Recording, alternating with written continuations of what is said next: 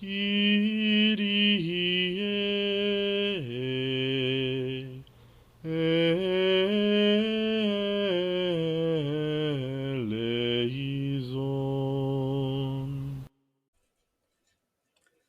Hello, and welcome to the Catholic Workers Podcast, where we explore the intersection of timeless wisdom and modern challenges. Today, we're diving into a topic that feels increasingly relevant in our fast changing world: worker cooperatives. Have you ever wondered if there's a different way to structure our economy, one that prioritizes people and purpose as much as profit?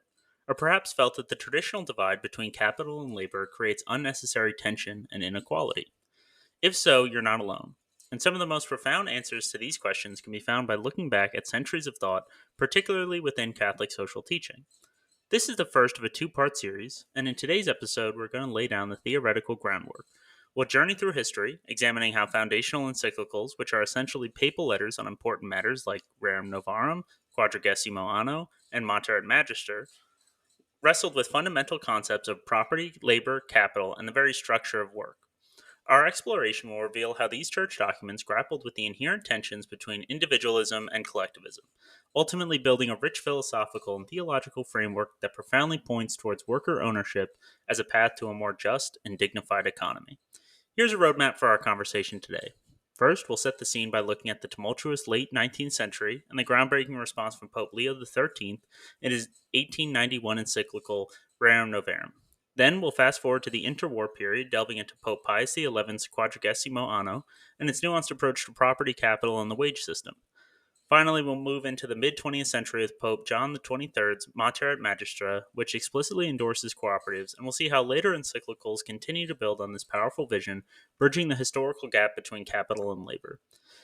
And as a sneak peek for next time, in part 2 of this series, we'll shift from theory to practice, exploring concrete ways to create and encourage this kind of economic environment in the real world.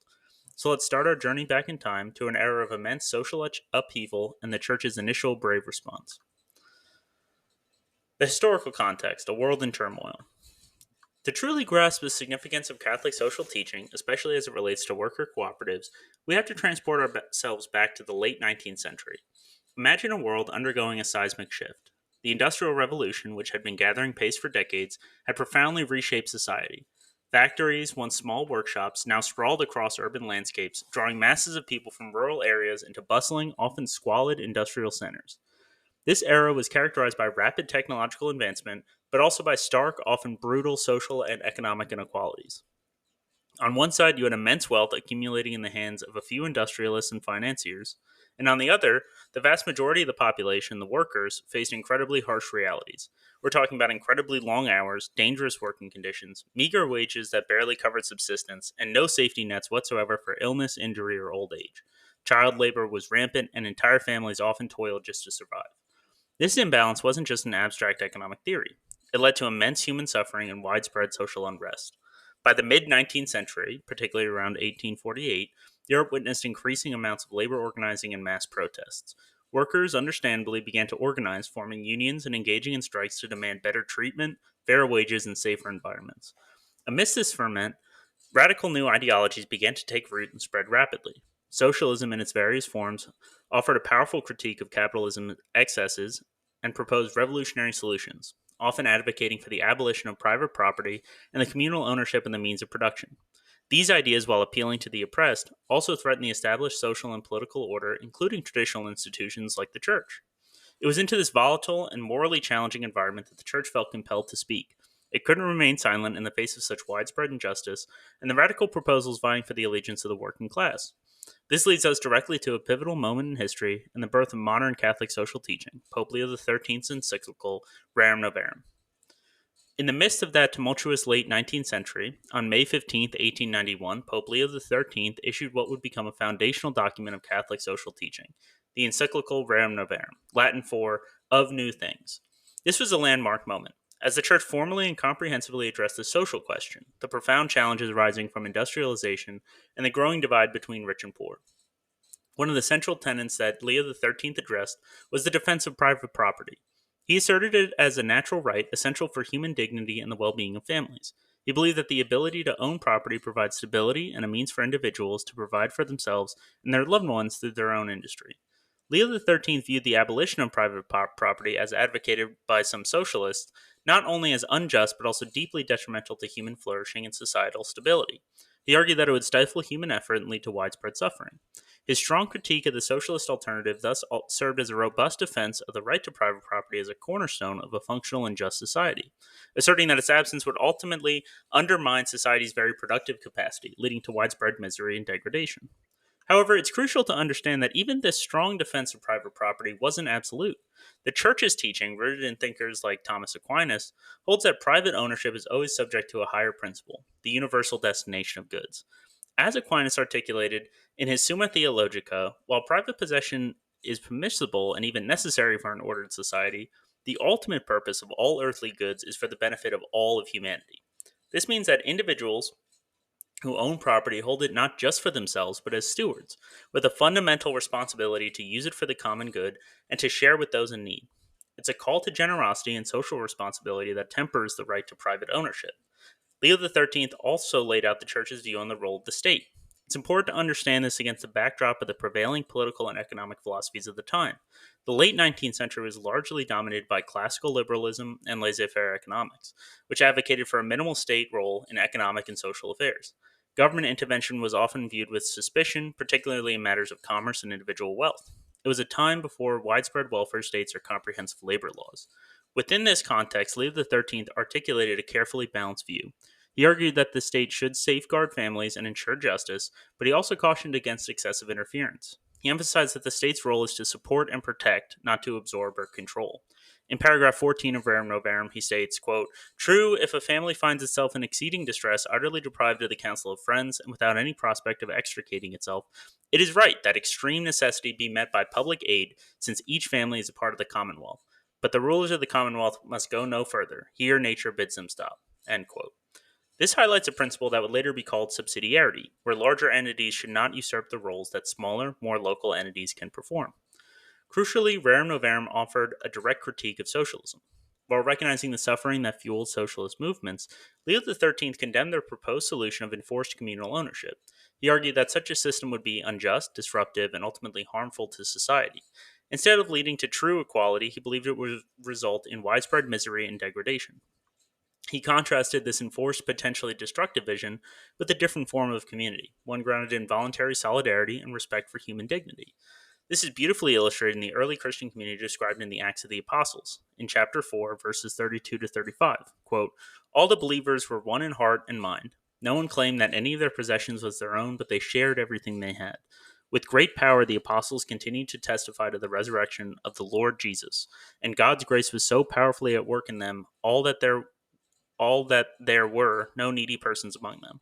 For from time to time, those who owned land or houses sold them, brought the money from the sales, and put it at the apostles' feet, and it was distributed to anyone who had need." End quote. This passage offers a powerful counter-narrative, not enforced uniformity, but a radical voluntary sharing born of solidarity and love, where individual property rights are respected even as resources are freely shared to meet collective needs. Finally, Rerum Novarum began to lay the groundwork for understanding the duties that labor and capital owe to one another. It recognized the inherent tension but called for mutual respect and collaboration rather than antagonism. In paragraph 20 of Rerum Novarum, Leo XIII states, quote, "The great mistake made in regard to the matter now under consideration is to take up with the notion that class is naturally hostile to class and that rich and poor are intended by nature to live at constant conflict. So far is this from being true that, on the contrary, just as the human body is composed of various members knit together by common action, so in like manner the state is formed of these two classes, and the one is dependent on the other. Each needs the other. Capital cannot do without labor, nor labor without capital." End quote. This was a crucial first step in a dialogue that would evolve over the next century, emphasizing the necessary interdependence and harmony between the two forces of production.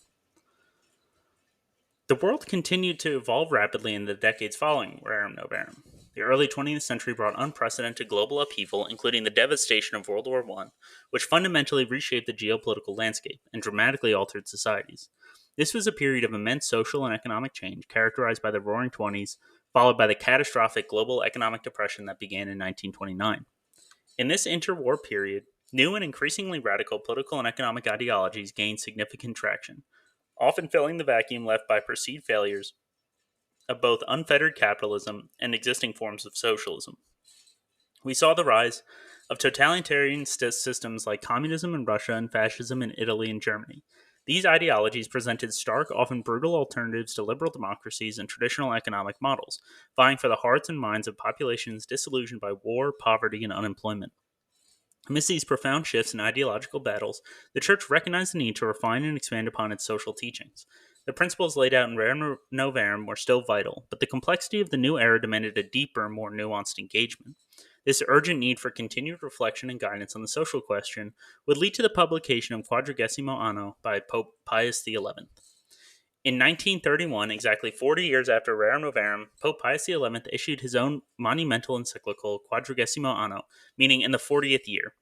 Coming amidst the Great Depression and the rise of new, often aggressive political ideologies, this document served to both commemorate and build upon Leo XIII's foundational work. Pius XI recognized that the social question had only grown more complex, and new answers were needed for new times.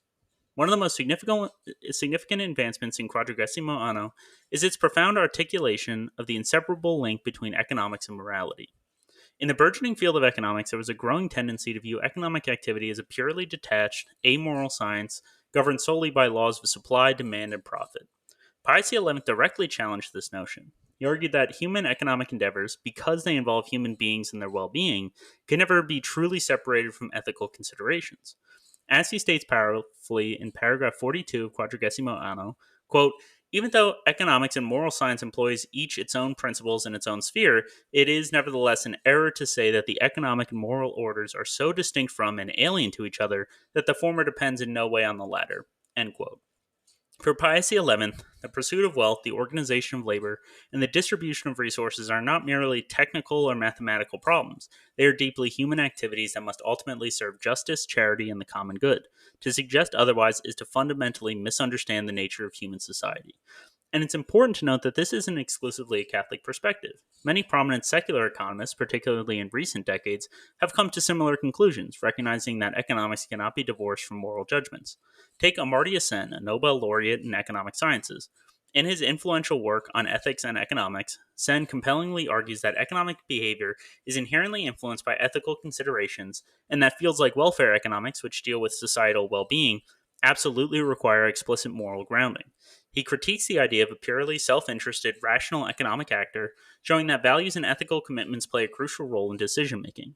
These thinkers, from outside the theological realm, reinforce the idea that choices about resource allocation, production, and distribution inherently carry ethical weight and reflect underlying values, proving that the economic and moral orders are indeed intertwined. This core principle, that economics and morality are inseparably linked, sets the stage for many of the encyclical's subsequent arguments, particularly regarding property, capital, and the very nature of work itself. Building on the idea that economics is deeply intertwined with morality, Pope Pius XI then turned his attention to a critical balancing act concerning property rights in the organization of society. He articulated a clear warning against what he called the twin shipwrecks that could derail a just economic order: individualism and collectivism. On the one side, you have individualism, which dangerously exaggerates the private character of property, seeing it as an absolute right disconnected from any social responsibility. This view can lead to unchecked accumulation of wealth, exploitation, and a lack of concern for the common good. It's the wreck of the individual operating as if their property and economic activity have no impact beyond themselves. On the other side is collectivism, which denies or minimizes the private character of property, typically advocating for complete state or communal ownership of all productive assets. While often born from a desire for equality, Pius XI saw this as leading to the suppression of individual liberty, initiative, and ironically, often to new forms of oppression. Pius XI emphasizes that both extremes are errors. In paragraph 46 of Quadragesimo Anno, he clearly states, quote, accordingly, twin rocks of shipwreck must be carefully avoided. For as one is wrecked upon or comes close to what is known as individualism by denying or minimizing the social and public character of the right of property, so by rejecting or minimizing the private and individual character of the same right, one inevitably runs into collectivism, or at least closely approaches its tenets. End quote. For the Church, property has both a private and an individual character, as well as a social and public character. This means that while individuals have a natural right to own property, that right is not absolute. Instead, it carries inherent responsibilities towards a broader community. Property is intended to serve the good of all, not just the private owner. This nuanced understanding also clarifies the role of the state, not as an abolisher of private property, but as a regulator that brings its exercise into conformity with the common good. In paragraph 49, Pius XI explains how the state, by doing this, actually strengthens private property. Quote, "Yet when the state brings private ownership into harmony with the needs of the common good, it does not commit a hostile act against private owners, but rather does them a friendly service, for it thereby effectively prevents the private possession of goods which the author of nature, in his most wise providence, ordained for the support of human life, from causing intolerable evils and thus rushing it to its own destruction. It does not destroy private possessions, but safeguards them, and it does not weaken private property rights, but strengthens them." End quote.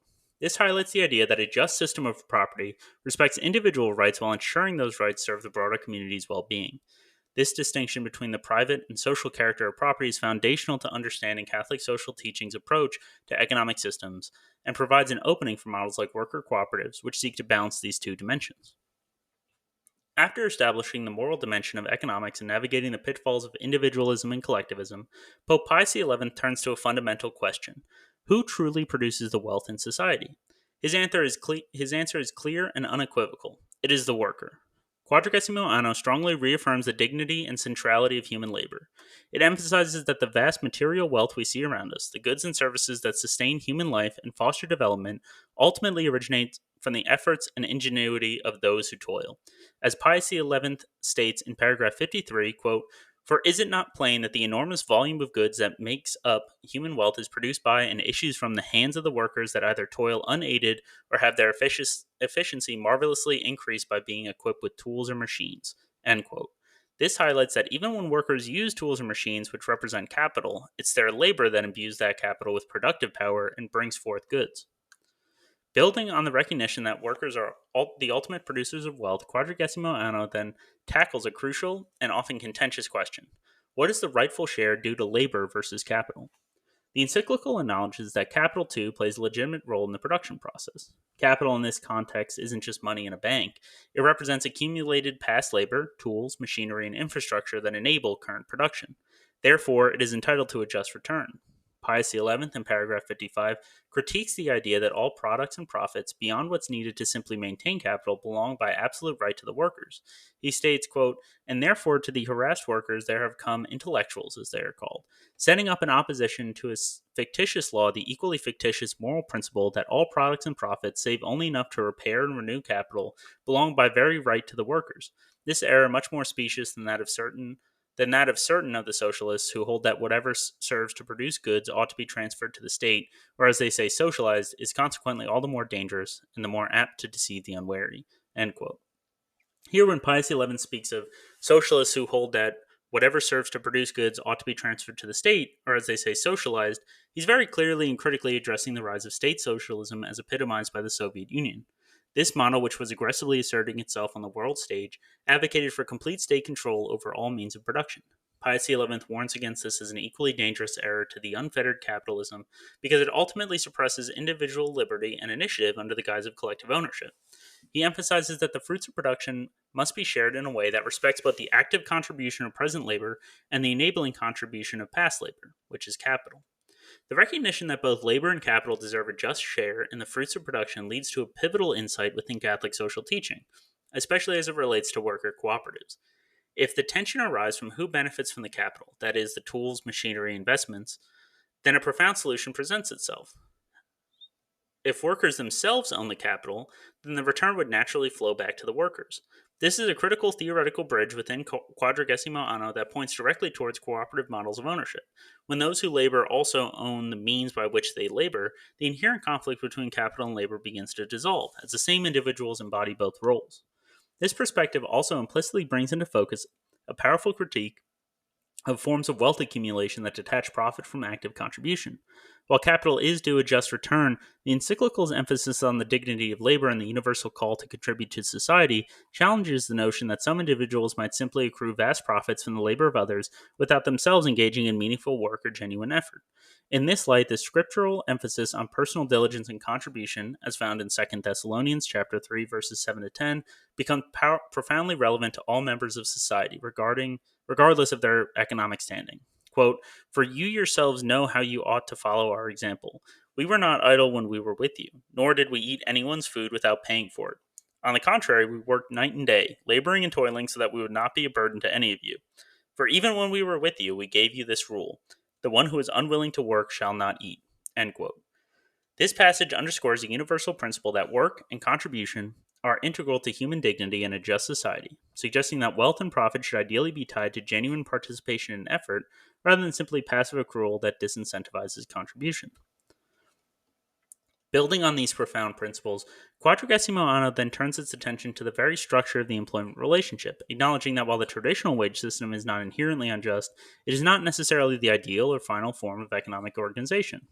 In fact, Pius XI directly suggests a more advanced form of economic arrangement. In paragraph 65 of Quadragesimo Anno, he explicitly states, quote, "We consider it more advisable, however, in the present condition of human society, that, so far as is possible, the work contract be somewhat modified by a partnership contract, as is being done in various ways and with no small advantage to workers and owners. Workers and other employees thus become sharers in ownership or management or participate in some fashion in the profits received." End quote. This call for a partnership contract is a direct and powerful invitation to reimagine the employer-employee relationship. It's a clear advocacy for forms of economic organization where workers are no longer simply hired hands, but active participants and stakeholders. This fundamentally means increasing worker participation in various aspects of the enterprise, whether through shared ownership, involvement in management decisions, or direct participation in the profits generated by their labor.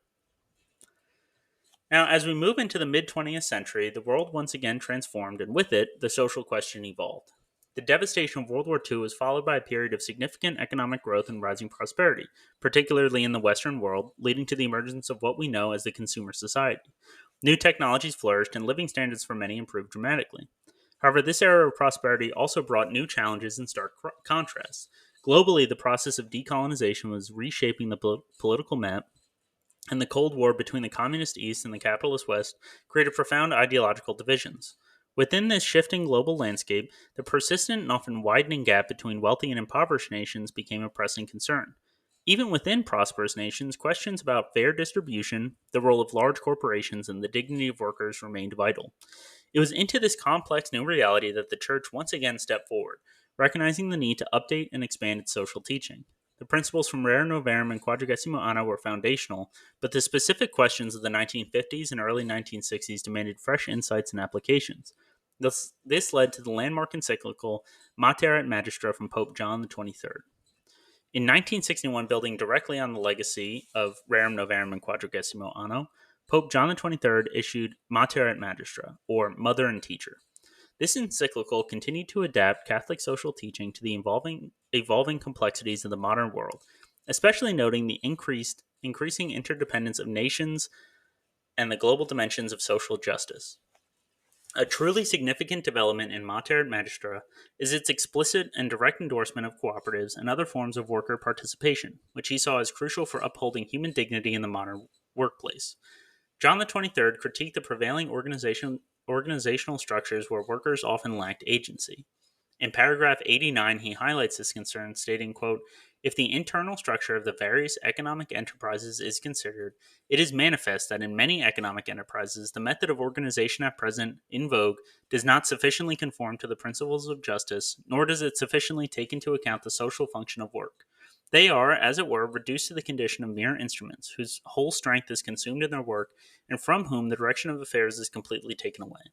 This is a powerful indictment of systems that strip workers of their responsibility and reduce them to mere cogs in a machine." To remedy this, John the 23rd reiterates and strengthens the call for a partnership contract, clearly advocating for organizational forms that promote genuine human dignity and participation.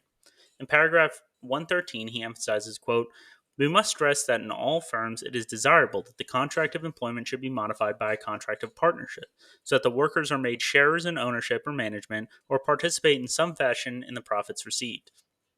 But it is by means of a truly democratic and humane regime of associations alone that men who are workers, managers, and owners can be restored to a complete dignity." End quote. This is a profound statement. John the 23rd isn't merely suggesting a profit-sharing scheme. He's advocating for a fundamental transformation in enterprise structure to restore the complete dignity of individuals by making them true participants in their workplaces, whether through shared ownership, involvement in management, or a stake in the profits. Cooperatives and similar democratic associations are presented as concrete means to achieve this more humane and just economic order.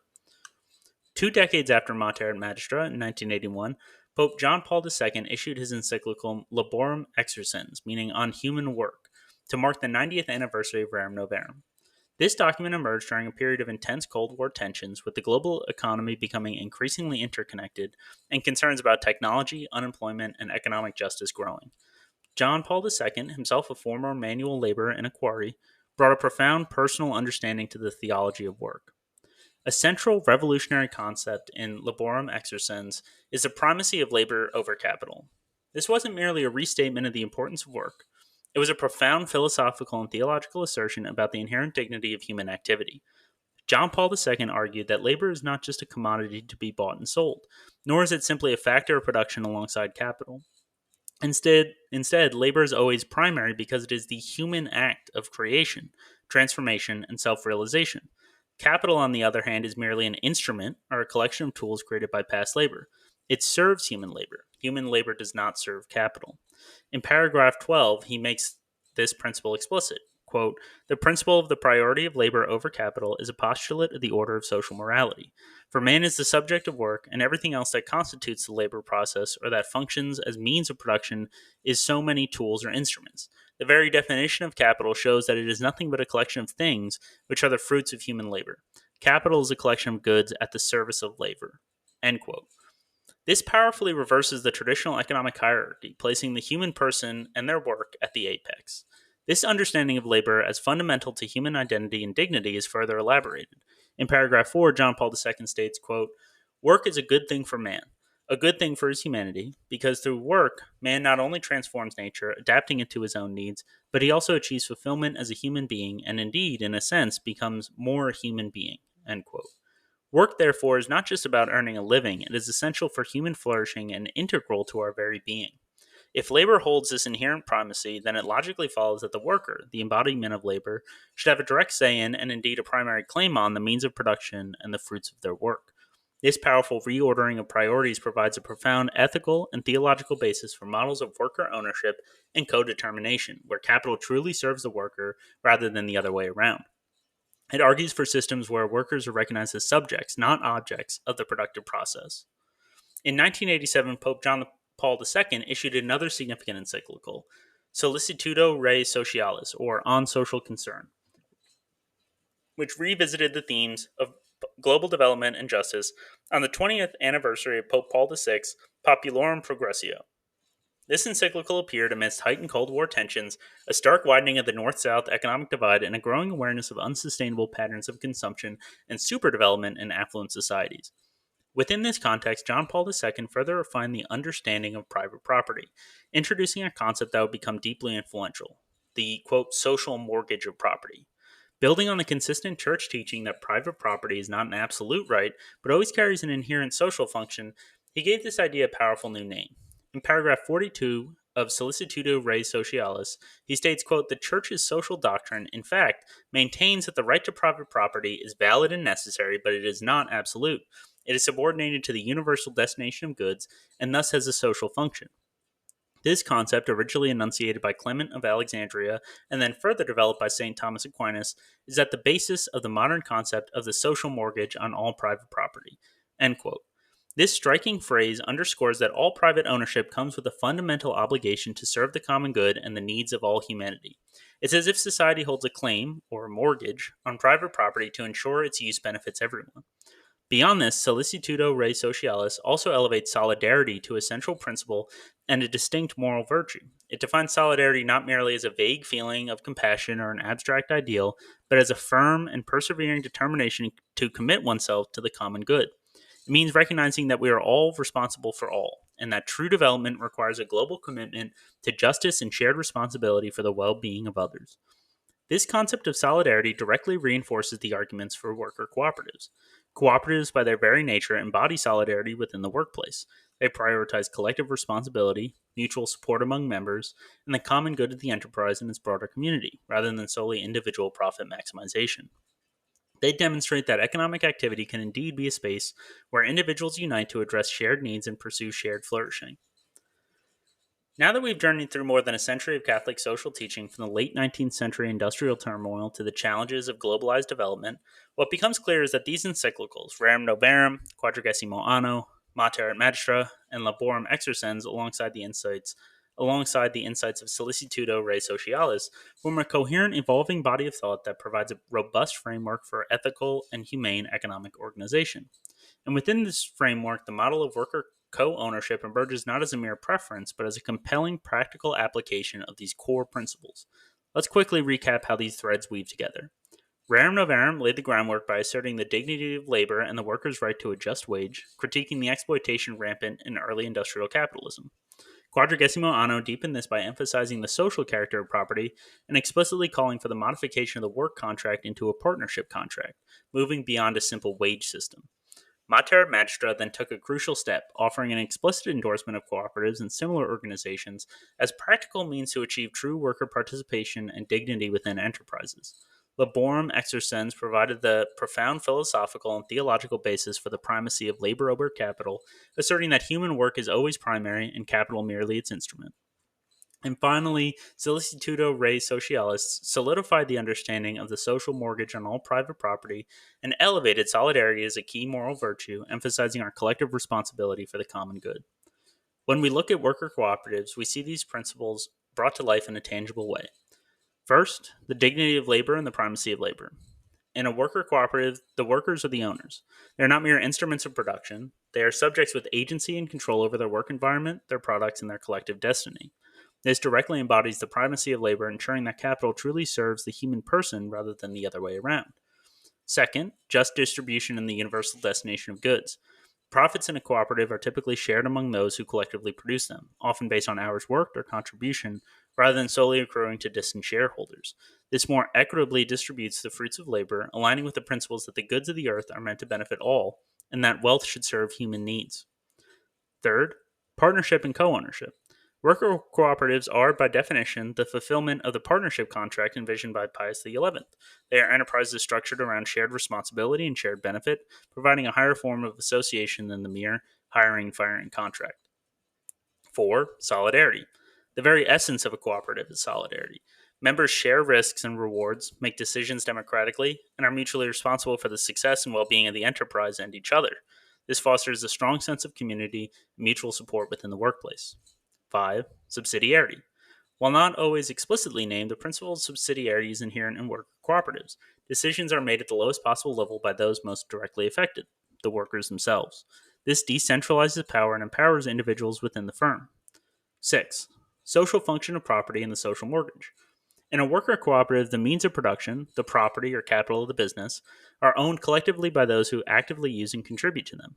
This directly ties ownership to active contribution and ensures that the enterprise's operations and benefits serve the common good of its members and, through its responsible conduct, the broader community.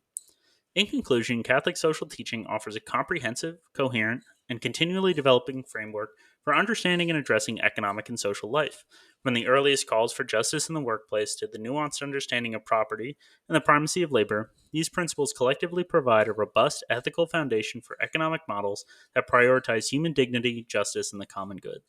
In this light, worker cooperatives stand out as a highly compelling, practical, and deeply consistent expression of these profound teachings, offering a path toward a more just, humane, and sustainable economy.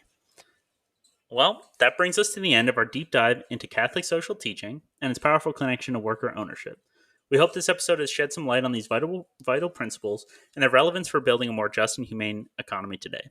If you found this discussion valuable, please consider subscribing wherever you listen to podcasts and leave us a rating and review. Your support helps us reach more listeners.